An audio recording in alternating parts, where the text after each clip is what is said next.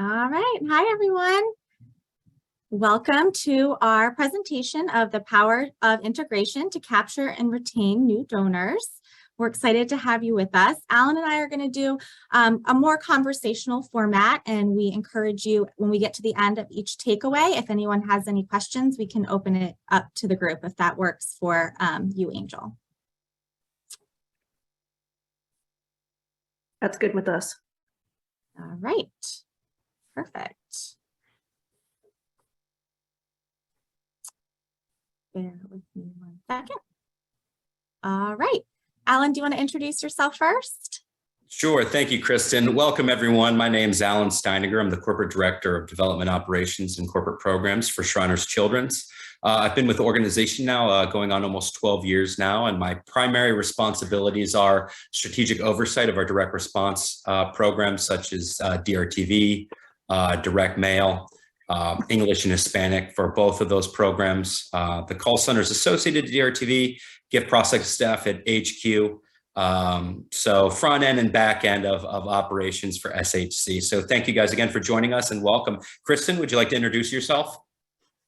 Yes. So Kristen Manzalillo. I am a Senior Account Director of Integrated Direct Response at Edge. And in this role, I work closely with Alan and then all of the channel leads across the Shriners account to ensure that we're going out there with the same message, that our program is integrated, because that's something that works so well for the Shriners team.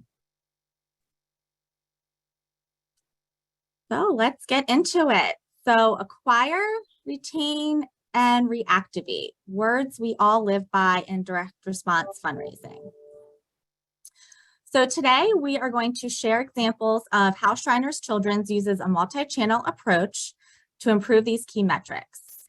So we're going to talk about how to use digital co-targeting to lower your cost to acquire and acquisition and engage in multiple channels, how to use automated voice messaging as a personal engagement in new donor journeys, how to leverage connected TV with the shift to streaming to reactivate lapsed donors and other opportunities, and then finally, how an omni-channel integrated fundraising program increases overall donor value. But first, why don't I kick it to you, Alan, to tell us a little bit about who Shriners Children is? Sure. Thank you, Kristen. So, you know, for nearly or over 100 years now, Shriners Children's has been changing the lives of children through innovative pediatric specialty care, world-class research, and outstanding medical education. You know, our locations are in the United States, Canada, and Mexico. And we look to advance, you know, these complex orthopedic conditions, life-threatening burns, extreme spinal cord injuries, and cleft lip and palate. So we've helped more than 1.6 million children now reach their potential and lead much more fulfilling lives, regardless of a family's ability to pay. So we've partnered with Edge Direct and the MORE team on a fully integrated fundraising strategy to help us acquire, retain, and reactivate these donors that are so important to our mission and helping us make this life-changing care possible. All right, so let's start by sharing with the group a challenge most nonprofits face: how to acquire more donors at an acceptable cost to bring them onto the file.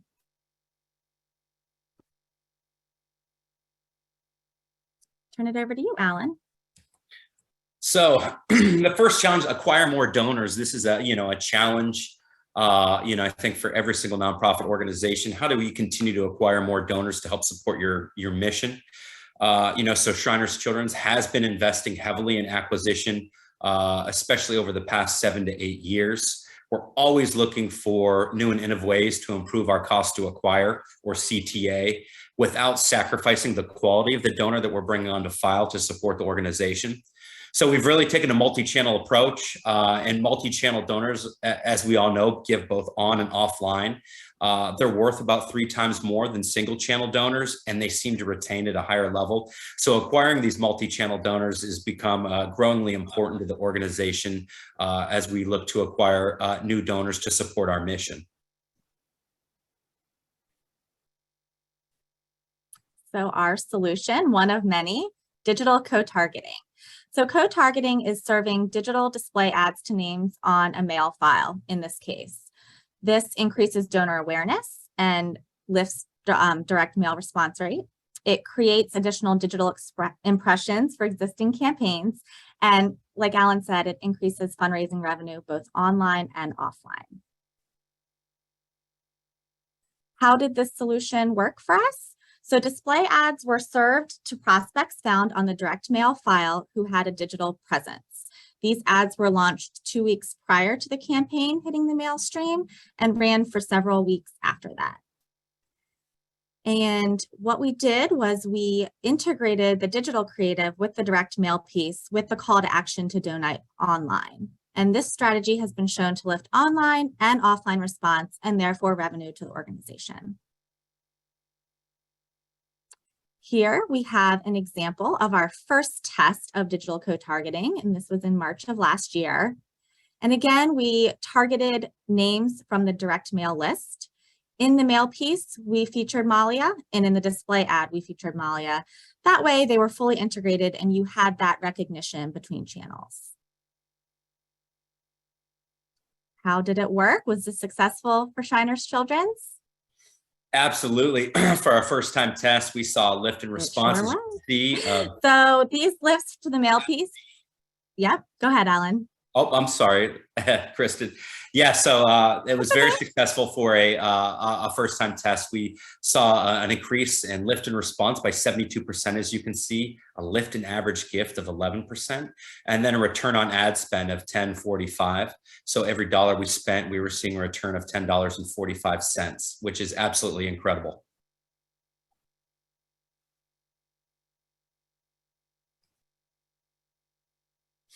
All right, I apologize. I'm getting a connection unstable message. Can you hear me, Alan? Are we back in business? Yes. Okay, awesome. All right, so in our experience, when co-targeting and acquisition mailing, clients are at least breaking even on the investment and therefore driving incremental new donors onto the file at no extra cost to the mission. In that Shriners Children's example that Alan just shared, they're actually profiting from doing digital co-targeting, which we've been very happy about. Now, we are currently testing this in renewal and expect to see positive results and activate current direct mail donors in the digital channel as well. So as we all know, in direct response, we don't just roll out and let it run.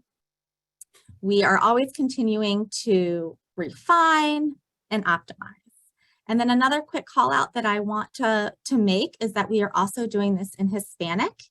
And we saw similar results. So in Hispanic English, we saw a 65% lift in response, Hispanic Spanish, 185,000 lift. And then average gift also increased across both languages, 16%. So we are strategically including co-targeting in 2022 campaigns. Actually, at this point, we've decided to integrate them into all of our campaigns for the balance of the year, just to increase net revenue and give us a little bit of a boost in the current state of our nonprofit fundraising.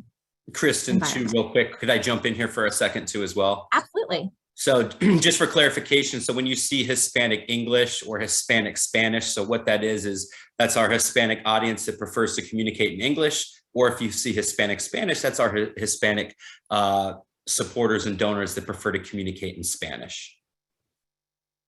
Just because you see Hispanic Spanish, you're like, what is that? Very good call out. All right, so as I mentioned before, we are optimizing our audience and our spend since we're strategically including these in the campaigns for the balance of the year. So one of the great things about digital co-targeting is it is one-to-one in their targeting of ads. So through the use of Simeo audience, we're able to score our target audience based on criteria such as highest propensity to give online, other attributes, and then having those deciles assists us when analyzing performance, deciding how deep to go in displaying those ads to ensure that we aren't serving them too frequently or spending that investment on donors that aren't likely to convert. So that gives us a flexibility also in real time to pivot when necessary. Any questions so far on digital co-targeting?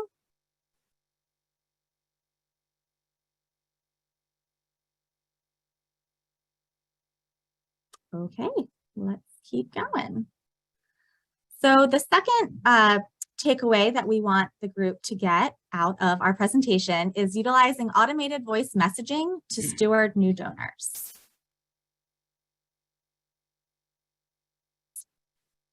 Alan, do you want to take the challenge here? Sure. So the second challenge that we're talking about today is retaining these new donors. Everybody is always trying to make sure that they're retaining the donors that you've worked so hard to bring onto your file. So, at Shriners Children's, we have an amazing first-year donor retention rate at around 51%, but we're always, again, seeking to improve and optimize this to keep donors engaged with our mission. So, nonprofits in general invest a lot of money in acquisition to acquire these new donors. So recouping that investment as quickly as possible is crucial in the success of a successful fundraising program. So doing things a lot more strategically in terms of integration has been a big part in making that more successful in a more timely manner to recoup that ROI. So new donor conversion also is an important part of any direct mail fundraising program. So we're going to talk a little bit about what we've done there to improve that with our new donors that we have brought onto file.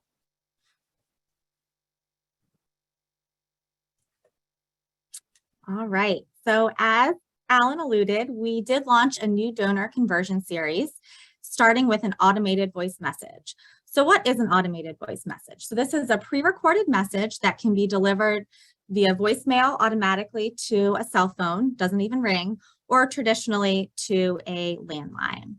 And what it is a cost-effective way to reach new donors, an efficient opportunity to reinforce your message, and it gives off that tailored message with a personal feel that you are able to control. The goal is to get that second gift faster. What we've all learned in direct mail fundraising and any fundraising, the sooner that you get that second gift, the more likely that donor is likely to stay on the file for a longer period of time. So here is our new donor journey.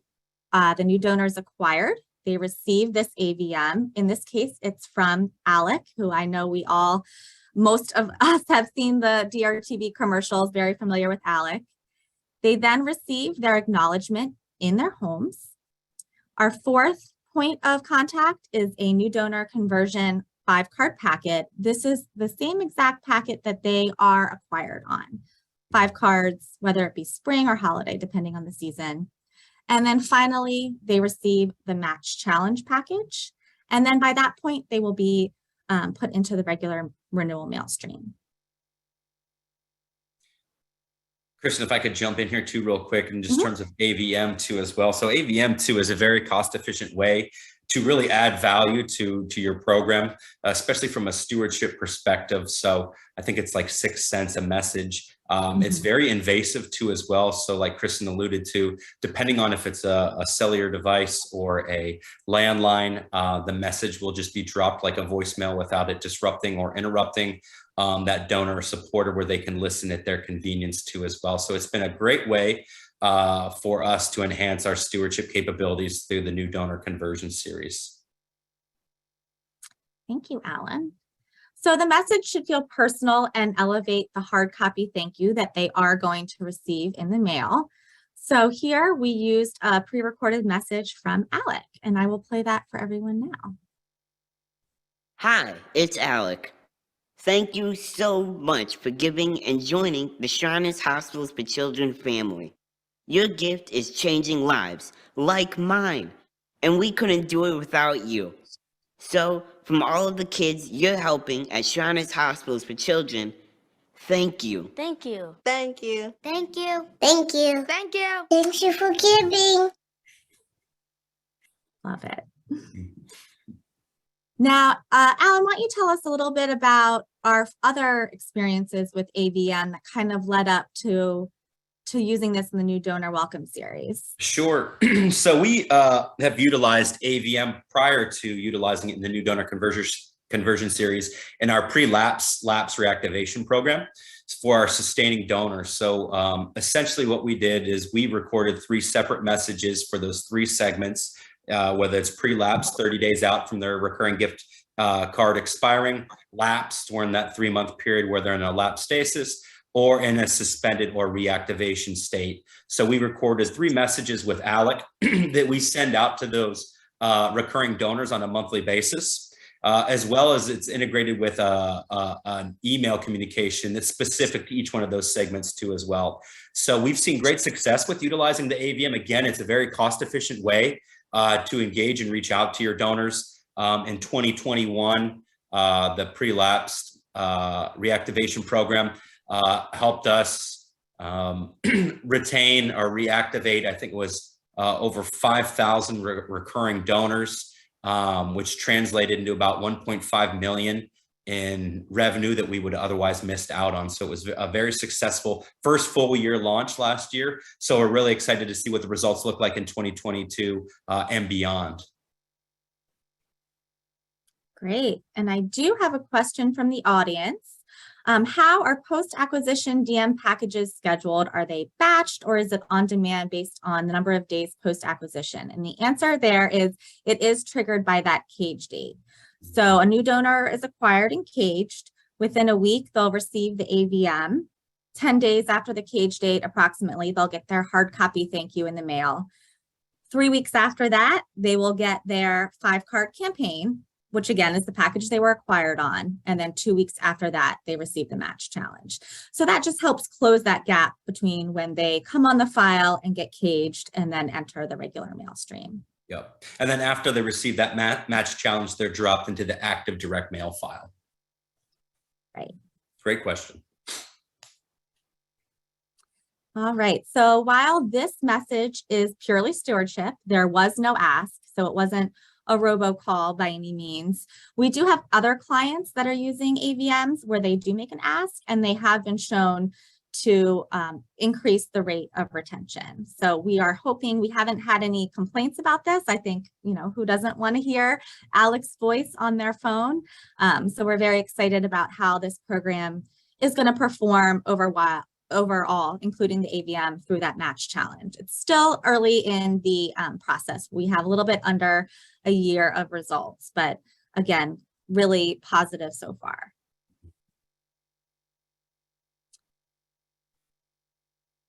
Here are those other touches that I spoke about. So this is their hard copy thank you, newsletter. Again, you can see we're really in all of our communications focusing heavily on the children, because after all, that is what the mission is all about.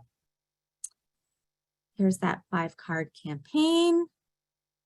Again, heavy focus on a patient, tells a patient's story. And then the match challenge. Again, more colorful photos of the amazing children that Shriners Children's is helping.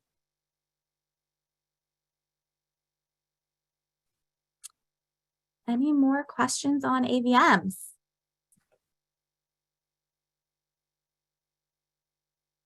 All right, session takeaway number 3, reactivating lapsed donors with CTV while they are streaming. So of course, it is inevitable that some donors are going to lapse. So why don't you take us through what led us to explore CTV, Alan?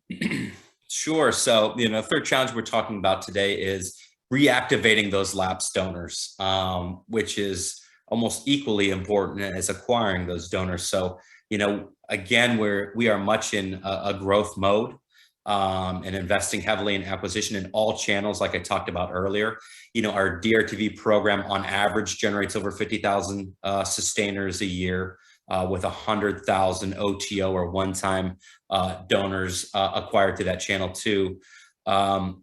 With the shift in streaming, we look at how can we leverage connected TV to reactivate these lapsed donors. Like Kristen said, through connected TV and streaming, it's a one-to-one touch point there, instead of through linear where you're targeting, households and things like that, and general demographics. Through streaming, you can connect one-to-one, which is a fantastic way to try to reactivate these donors.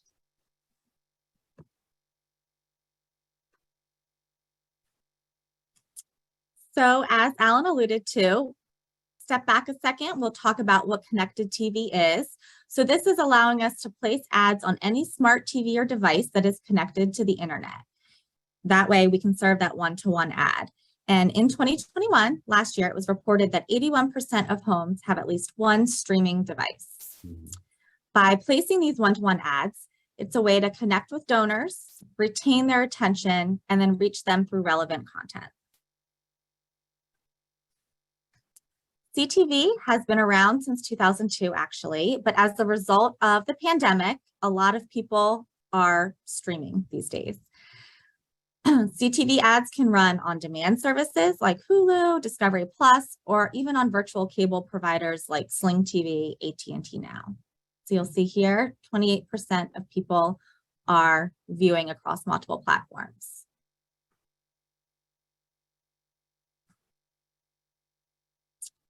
Here we have a breakdown of the time spent streaming by age, and you can see the extreme jump from 2019 quarter 2 to 2020 quarter 2. And the biggest growth is for those in our age group. You go all the way down here to September 2021.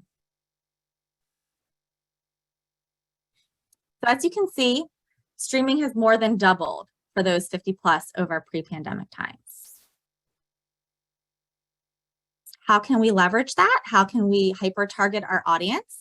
What we do is we take records, we add them to Simio Cloud, who are able to match that record to a specific device ID.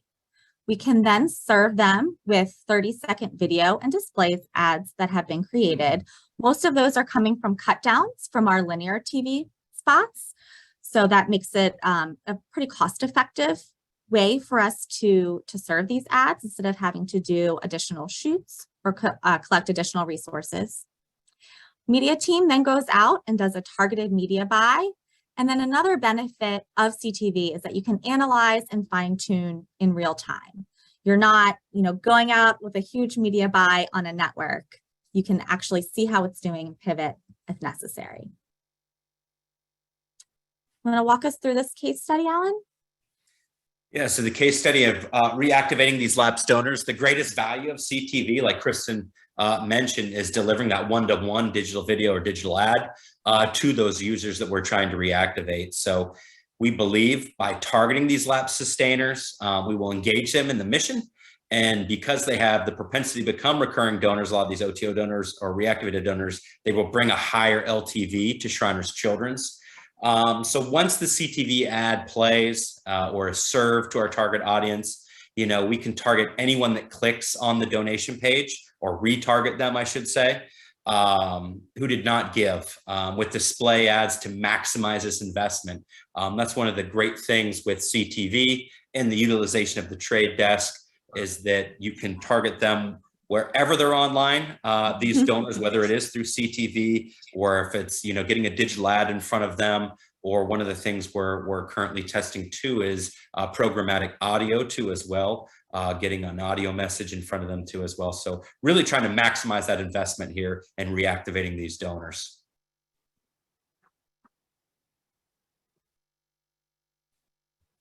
And here we're going to play for you one of the ads that ran. This is Best Part of My Day featuring Caleb. Time to get up, sweetie. Most people might not think much about all the little things they do every day. But for me, just being able to do those little things is the best part of my day. Ready, Mom? And it's all because of my amazing friends at the Shriners Hospitals for Children and people like you. Please, go online right now to give. So I know I keep saying it, but you'll see that at the forefront of all of our messaging, we have the children, impactful, creative, and storytelling. That's what we know drives response and will ultimately re-engage donors in why they were part of the mission to begin with. Just an extra little tidbit here too, Kristen, to make this more conversational, like we said, one of the things that we've been testing too right now with our CTV spots is adding a TFN or a toll-free number along with the URL on the end slate of our CTV spots. We haven't seen any calls, but we are seeing a higher conversion rate of donors actually converting by adding the TFN as an option on the end slate. So it's something we're going to continue to test and keep an eye on. but I just wanted to throw that little bit of tidbit out Giving there the that we were- secret sauce away, Alan. No, that's one of the test results that continues to baffle me, that there haven't been any calls, but having it on there Mhm. boosts response. That's right. It'll be interesting to see how that continues to work. All right, how did it do? Very well again. So return on ad spend of $2.27. So every dollar we spent, we raised $2.27, which provides consistent revenue again for the organization in a very cost efficient manner. And just for the greater team, depending on the targeting mix, the standard range is 0.72 to 1.12 for that ROAS. So we were very, very happy with these results.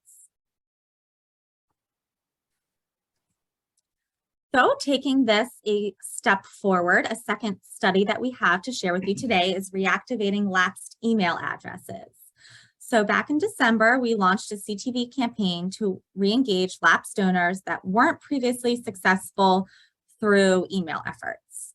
So CTV successfully reactivated these donors, which not only generated revenue, but also provided updated informational for additional marketing efforts.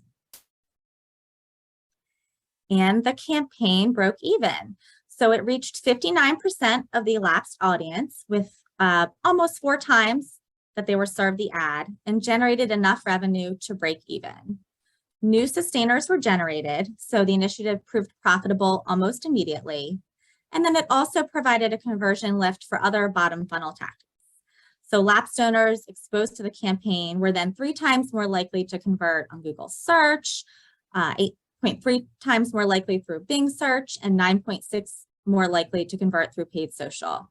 And one of the other things that I know we were very pleased about with this is, in the digital world, if you try to re-engage somebody too many times and you get lower open rates, etc., it can damage the list hygiene.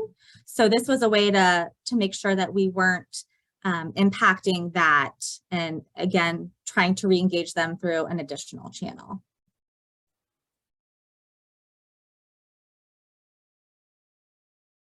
One of the other things too, Kristen, I wanted to mention too, is the video had a completion rate of almost 98%, which was fantastic. It was well above the industry average of, I think, around 94, 95%. So that was a great indicator that, these donors were engaged with the content and the ads that we were serving them with that Caleb spot. So we were very excited and pleased to see that too as well. Any questions about CTV for the audience? All right. Our final session takeaway for you, of course, while you're all here. Oh, I see a question.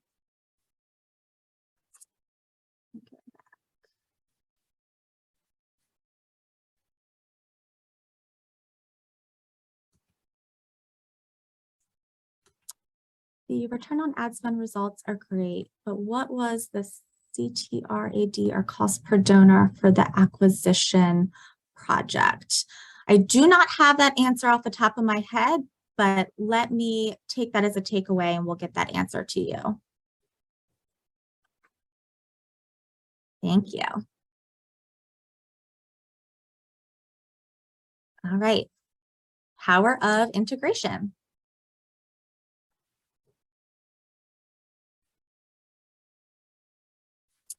So as we all know, donors engage with messaging and creative across multiple channels. So it's really important to be in the right place and the right time when they're ready to give. So that is why we encourage a omni-channel approach to fundraising. So it can positively impact individual campaign revenue, but then those donors that give across multiple channels are worth more than donors in a single channel. And donor retention is also higher. So for Shriners Children's, it's imperative that we have a consistent brand and message across all of these channels to create that surround sound effect.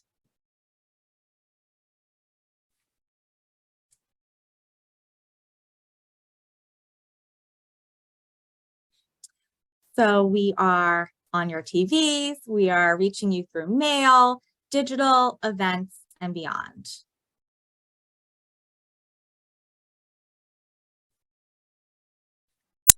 This surround sound has actually contributed to 800% growth in gross revenue for Shriners Children's over the past 10 years. And yes, the nonprofit industry as a whole is growing, but this far outpaced what we were seeing with our other clients. Now, this slide is really encouraging and exciting for us.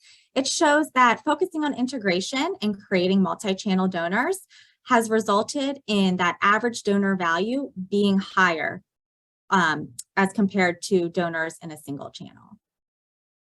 So you see direct mail, about $91 average donor value, multi-channel over 300, digital over 200, DRTV 167. So this just really shows us how engaging with donors across multiple channels has made that donor value much higher. And that's annual donor value too. Annual donor value. Yeah.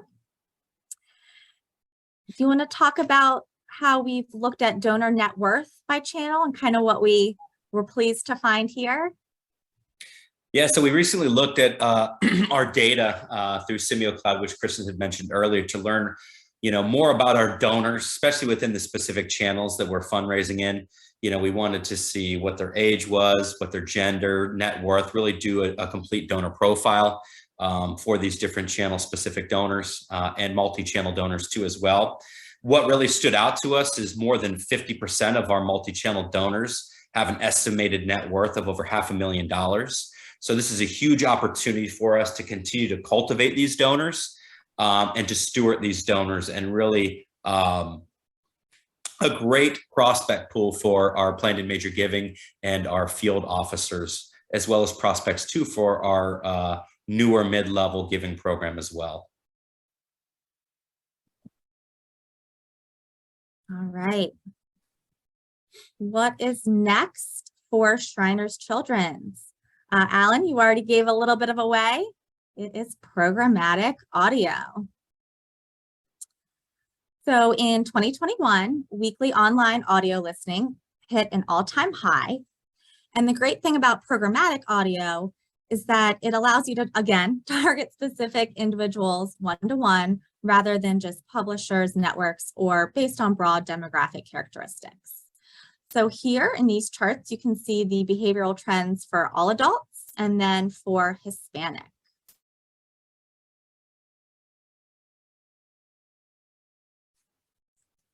Why programmatic audio? Programmatic audio provides higher engagement. So people often listen to digital audio without other media competing for their attention. And it's also resistant to ad blockers. So the users cannot easily block audio ads like they can with display ads. So how does programmatic audio work? Just a little bit more about it. Ads are delivered before the content, in the middle of the content, or at the end. And inventory will include top streaming services like Spotify, Pandora, iHeartRadio. And like with everything else, we take a holistic cross-device approach with cross-targeting possibilities. So like we were creating CTV ads from our linear spots, we're also creating audio from those spots. So again, utilizing those resources and using in different ways across channels to get our message across.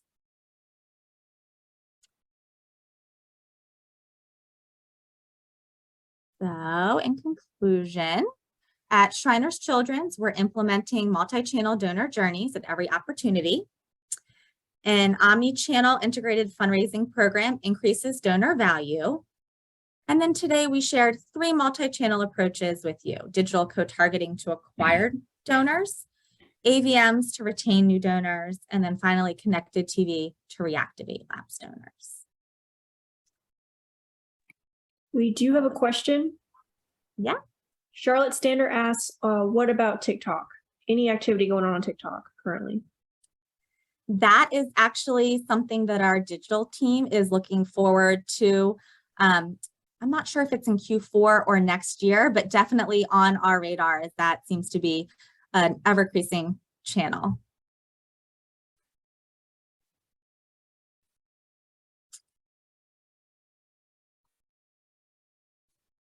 All right, Alan, do you want to reiterate the important role of our lovely kids? So again, for our organization, we talked a little bit about this earlier. The kids are the stars. Nobody tells our story better than our children. So emotional storytelling really drives the success of our fundraising programs, and the assets that we collect through our DRTV shoots are leveraged across all of our fundraising channels. So the children featured in a DRTV spot will also, featuring on these major networks will also, support the amazing work and everything that we do at Shriners Children's. So we're completely integrated and have that surround sound effect like Kristen talked about earlier. Whatever we're doing in direct mail, digital, DRTV, we'll have that same look and feel and consistency, especially in terms of the patients that we're featuring at that time. So we put the kids at the forefront of our messaging because they make an impact and they're inspirational.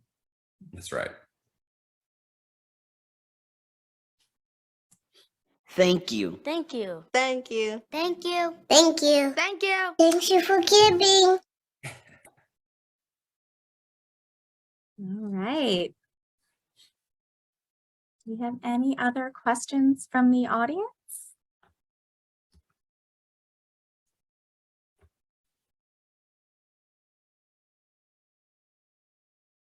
If anyone has a question, you can go and raise your hand and I can give you permission to speak.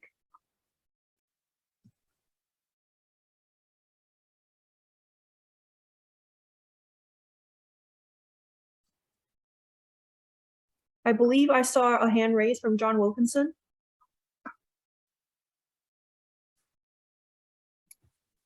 Hey, yeah, no, actually, it was kind of an accident, but I still really appreciated the information, and thanks so much for sharing and for being here.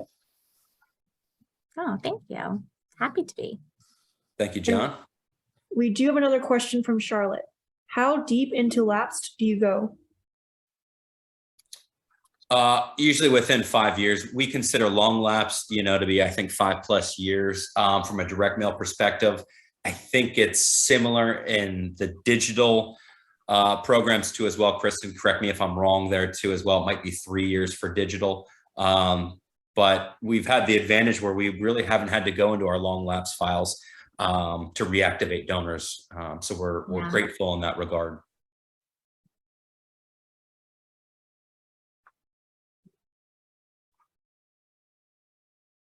So one of the things too, I just wanted to add and mention too, is a lot of things that Chris and I talked about today too, as well.